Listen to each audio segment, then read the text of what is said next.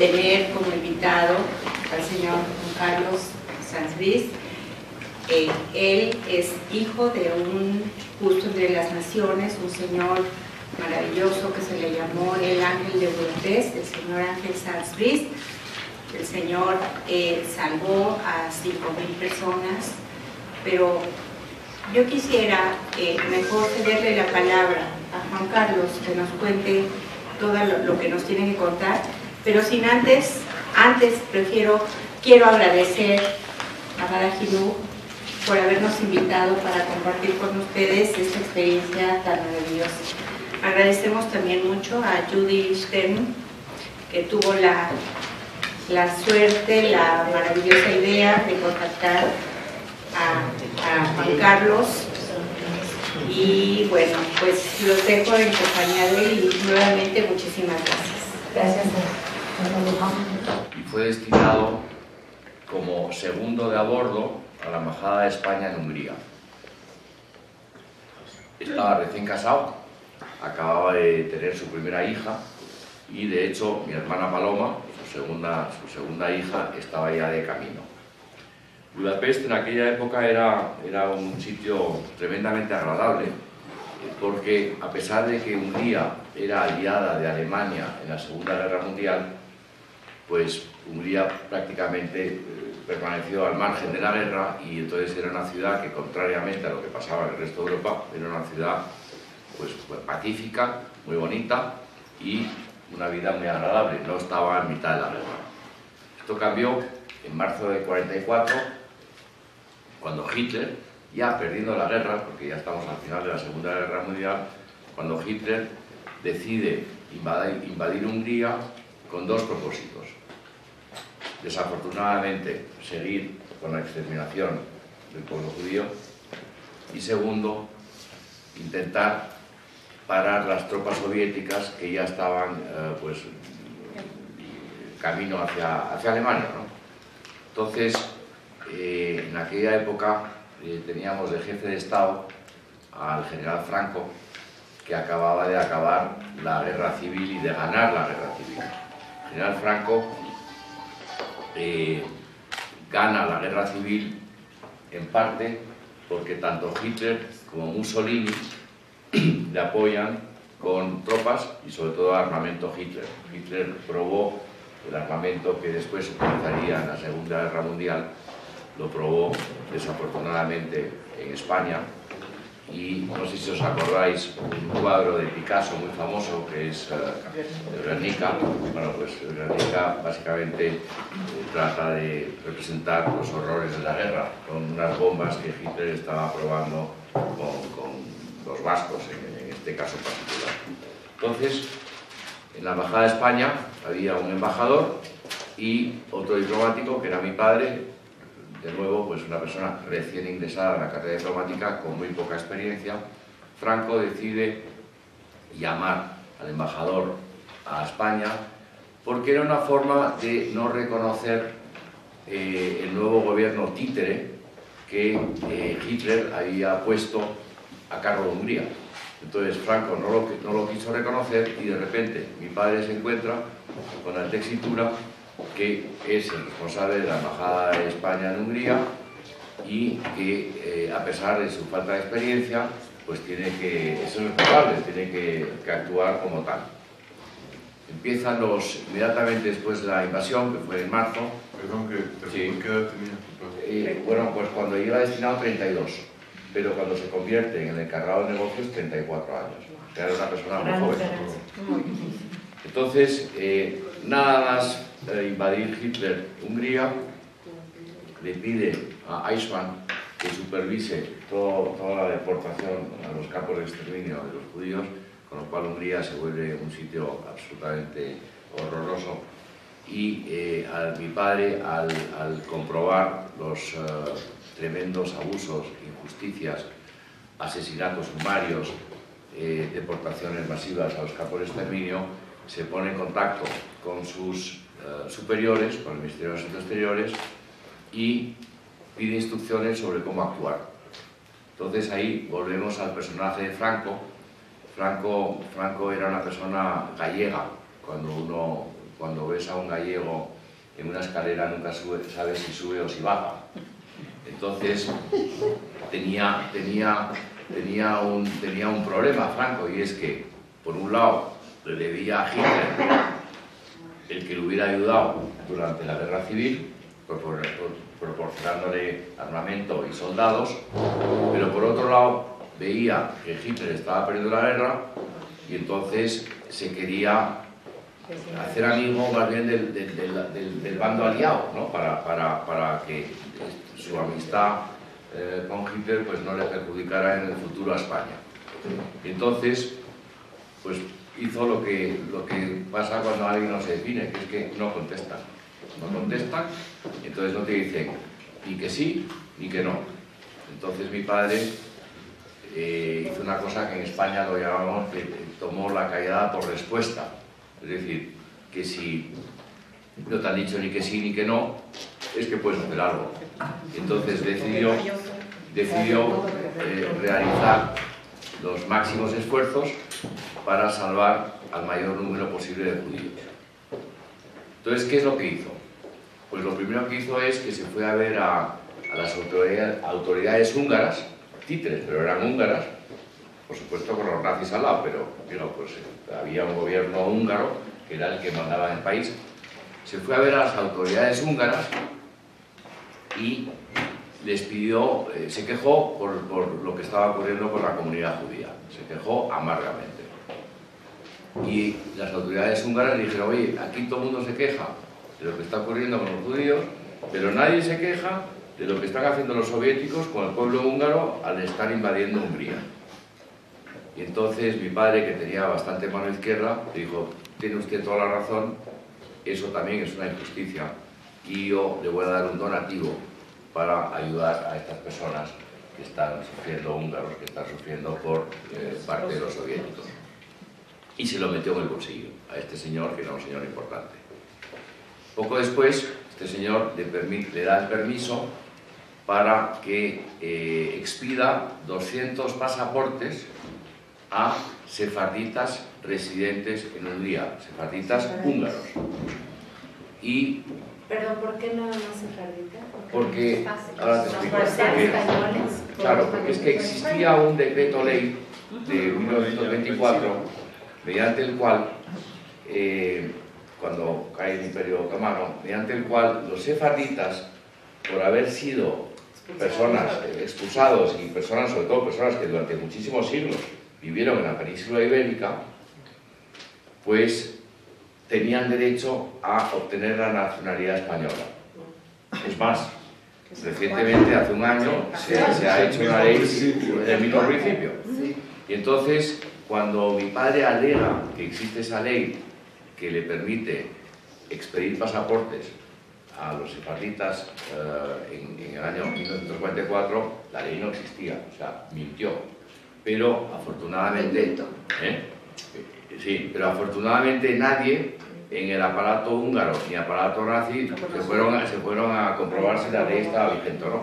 Total, que le dieron el permiso para expedir estos pasaportes sefarditas, con un problema, y es que creo que en Budapest había 45, pero literalmente 45 sefarditas. Todos los demás eran askenazis. Entonces, ¿qué fue lo que hizo mi padre? Lo que hizo es decir, bueno, vamos a ver, me han dado 200 pasaportes, permiso para 200 pasaportes, aquí nadie, hay tal caos, tal terror y tal, pues yo lo que voy a hacer es emitir muchos más documentos, pero por si acaso me hacen una auditoría o se meten a investigar y tal, jamás voy a pasar el número 200. Entonces, lo que hizo fue emitir 2.200 documentos que no eran pasaportes 45 a los sefarditas, los demás se llamaban cartas de protección o salvoconductos, mediante los cuales se expedía este documento, pero nunca sobrepasando el número 200, o sea, 1A, 1B, 1C, 1D, 2A, 2B, 2C, 2D. Entonces se inventó ese truco, esa triquiñuela para poder emitir 2.200 documentos, pero que jamás sobrepasara el número 200. Y entonces viene el problema de, bueno, pues ya no hay sefarditas, ¿qué hago? Entonces lo que hizo fue que se corriera la voz en Budapest de tal forma que muchos judíos askenazí lo que hacían era que venían a la embajada, hacían colas, y en la embajada le decían, ¿habla usted español? Perfecto, ahora mismo le emitimos un salvoconducto porque usted tiene contactos con España, porque es su familiar. O sea, es decir, todo mentira. ¿Qué es lo que hizo para poder sustentar que estas personas tenían derecho a obtener este documento? Fue manipular los registros consulares. Para que le decía a Judy y a Eva el otro día que mi padre no cruzaba la calle si no era por el paso de peatones. O sea, era la persona más recta, más legal, más tal, pero obviamente en esas circunstancias se olvidó de todo esto y bueno, pues falsificó los registros consulares para que estas personas, si en algún momento hubiera una inspección, estarían totalmente apoyadas en los registros de los consulares. Esto, lo que a mí me impresiona es que toda la estrategia que usó mi padre fue diciendo que estaba actuando con el permiso del gobierno español y en nombre de España, que no había contestado, que nunca jamás le había dado permiso para ni pedir el permiso para expedir pasaportes, ni por supuesto para expedírselos a... Bueno, o sea, totalmente, digamos, ilegal. Expide 2.200 documentos que básicamente proporcionan protección a un total de 5.500 judíos, tanto 45 sefarditas y los demás todos askenazis. Entonces, soluciona el primer problema, pero el segundo problema es muy claro, y es que si a ti te paraban por la calle con tu salvoconducto, tu pasaporte o tu carta de protección, el cruz flechado de turno o el nazi, a ver, enséñamelo. ¿Ahora qué tienes? Ahora, pues lo siento mucho, pero te tienes que ir a... Bueno, entonces, visto ese problema, lo que hizo fue también alquilar edificios para poder dar refugio a todas estas personas que de otra forma pues estarían totalmente indefensos, ¿no? Y se le ocurrió una idea que también la tuvieron otras embajadas, y es que en esos edificios que alquiló puso la bandera española y un cartel que decía que es terreno, o sea, es extraterritorial. Como vosotros sabéis, en la embajada de Estados Unidos en México no puede entrar la policía mexicana porque es suelo americano, ¿no? Entonces, al poner esos carteles y las banderas, pues básicamente, teóricamente, evitó que pudieran entrar o los nazis, o las SS o los cruz flechados dentro de la casa, agarrar a uno de los refugiados ahí y sacarlos y mandarlos al campo de exterminio. Entonces, esto era la teoría, pero la práctica era que sí ocurría. Entonces, en cada edificio había una persona, el conserje, que tenía hilo directo con mi padre y, por supuesto, con sus 4 colaboradores. Esto lo hizo con 4 personas que le ayudaron. Entonces, algunos eran funcionarios de la embajada y otros no, pero 4 personas que le ayudaron. Entonces, cada vez que los nazis o los cruz flechados rompían las reglas, se metían y sacaban a alguien, el portero avisaba inmediatamente y mi padre o uno de sus colaboradores, pero sobre todo mi padre, porque era el que tenía, digamos, la representación de la embajada, era el responsable de la embajada, se iba a la comisaría o se iba, si esa persona ya había pasado ya de la comisaría pues a un sitio donde los iban a montar en el tren, pues iba a básicamente decir, oiga, esto no puede ser, este señor está protegido por el Estado español y por lo tanto le tiene usted que liberar inmediatamente. Las casas españolas se convirtieron bueno, pues ya bastante importantes en cuanto a la cantidad de gente que vivían ahí, vamos, que estaban refugiadas ahí, y gracias a las buenas relaciones que desarrolló mi padre, tanto con los nazis como con los cruzflechados, gente a la cual abominaba, obviamente, abominaba, pero bueno, yo para proteger a todas estas personas tengo que llevarme bien con los cruzflechados y con los nazis.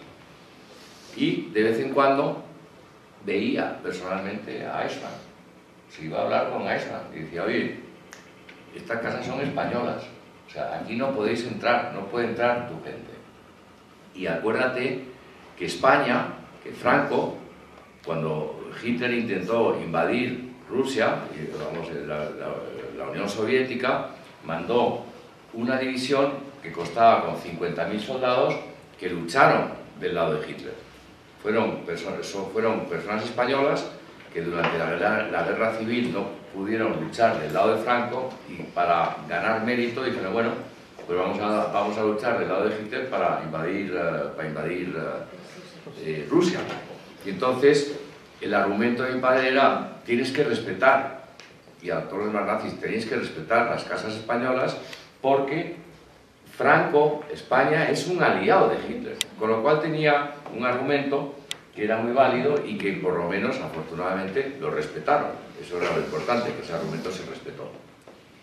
Para haceros una historia larga, más corta, bueno, pues rescataba a las personas que caían en manos de los nazis y también les proporcionaba, junto con estos 4 colaboradores, les proporcionaba en la medida que se podía, porque era una situación muy mala, porque estaban atacando los aliados y las tropas inglesas y tal, y los soviéticos, había bombardeos continuamente y por lo tanto pues no había un abastecimiento del mercado normal, pero sí lo que hacía era proporcionar a todos los refugiados pues alimentos y medicinas y bebidas para que pudieran subsistir, que estaban en unas condiciones atroces, porque tampoco podía haber cientos de casas españolas, porque entonces se vería la trampa, ¿no? Entonces, desafortunadamente, y muy en contra de la voluntad de mi padre, los refugiados pues vivían en unas condiciones muy malas. Por ejemplo, ha habido 2 refugiados que acabaron en España y los hermanos Bandor, que a los pobres les tocó cuando tenían 12 y 13 años. Bueno, pues contaban que a lo mejor en el cuarto baño de uno de los pisos, pues a lo mejor había 10 personas durmiendo. O sea, que incluso que tenían que poner una tabla para dormir encima de la bañera. O sea, fue muy, muy duro para los refugiados, muy peligroso, pero, bueno, pues afortunadamente se salvaron. O sea, que afortunadamente se salvaron, ¿no? Estamos en marzo del 44, que es cuando invade Hitler. Todo esto ocurre entre abril, o sea, las deportaciones, la parte peor ocurre de más o menos abril, mayo, hasta, bueno, siguió ocurriendo. Hubo 600.000 judíos exterminados en Hungría, o sea, 70% de la población judía en Hungría, o sea, una salvajada, o sea, una cosa que no se puede uno ni imaginar, ¿no? Pero pues eso ocurrió. Al final, llegamos a diciembre de 1944 y el Ministerio de Asuntos Exteriores le dice, oye, salte de ahí porque están los soviéticos invadiendo, ya están a pocos kilómetros, efectivamente eres una persona que eres franquista. Mi padre no era franquista, mi padre era un diplomático que representaba a España, pero o sea que de facto era franquista, o sea, nunca dijo, oye, no me gusta. Mi padre era bastante liberal, pero dentro de un orden, porque si no nos hubieran dicho, oye, pues vete a hacer la carrera diplomática a otro país, ¿no? Entonces, exacto, y si mi padre hubiera caído en manos de los soviéticos, pues imagínate lo que hubiera ocurrido, porque los soviéticos apoyaron a los republicanos en España, así como Franco durante la guerra civil le apoyó Mussolini y Hitler, a los soviéticos, a los republicanos les apoyaron los soviéticos. Entonces, bueno, pues hubieran tomado unas represalias increíbles si hubiera caído en sus manos una persona que estaba de otro lado en la guerra civil. y le dicen, oye, vete inmediatamente de Budapest y todos los papeles oficiales, etcétera, etcétera, déjalos en manos de la legación sueca, donde había Raúl Wallenberg, que sí se quedó hasta que entraron los soviéticos y que desafortunadamente desapareció. Le tuvieron no sé cuántos años que a la familia no la avisaron de nada, hasta que creo que hace como 15 o 20 que ya desclasificaron lo que hicieron con Wallenberg y la habían asesinado, la habían tenido en un campo de concentración soviético y posteriormente la habían asesinado porque los soviéticos erróneamente se creyeron que era un espía americano. Bueno, entonces eso es un poco la labor que hizo mi padre en Budapest.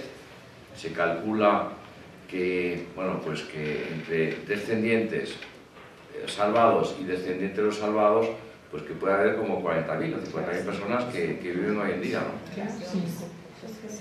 Acaba este periodo de su vida, se vuelve, le destinan a San Francisco y todo esto cae en el olvido. ¿Por qué? Porque España no tenía relaciones con Israel, porque España no tenía relaciones con Franco, con un país comunista, y todo esto cae en el olvido. Salvo para el Yad Vashem, que en el año 66, cuando estaba mi padre en uno de sus destinos diplomáticos, le aborda al embajador de Israel y dice: oye Ángel, que quiero que sepas que el Estado de Israel, el Yad Vashem, te ha nombrado justo entre las naciones. Bueno, qué maravilla, qué agradecimiento. Yo no me merezco esto, yo no quiero ni agradecimiento ni reconocimiento de nada. Yo actué como básicamente me pidió mi conciencia que tenía que actuar, mi moral que tenía que actuar. Hice lo que tenía que hacer, lo que tiene que hacer cualquier ser humano cuando ve estas injusticias y cuando ve el dolor ajeno. Hice lo que tenía que hacer, pero lo agradezco muchísimo. Pero tengo que pedir permiso a mis superiores si puedo aceptarlo o no, si puedo aceptar ese título o no. Entonces llama a sus superiores, que curiosamente el ministro de Asuntos Exteriores era un cuñado suyo, y le dice: ministro, no lo puedes aceptar porque toda nuestra política exterior está apoyada en los países árabes. Entonces, como no queremos herir los sentimientos de los países árabes, porque son 14 votos en las Naciones Unidas versus 1, España tenía el problema de Gibraltar, bueno, miles de cosas que requerían los apoyos de países que le apoyaran, ¿no? Y porque, bueno, pues otros países como Francia, Inglaterra, tal, pues no tragaban a Franco, porque Franco había sido un fascista. Entonces, ahí había una labor en fin, de apoyo que requería España y la obtenían los países árabes. Entonces, no, oye, Ángel, pues mira, enhorabuena por tu título y tal, qué bien, pero no lo puedes aceptar.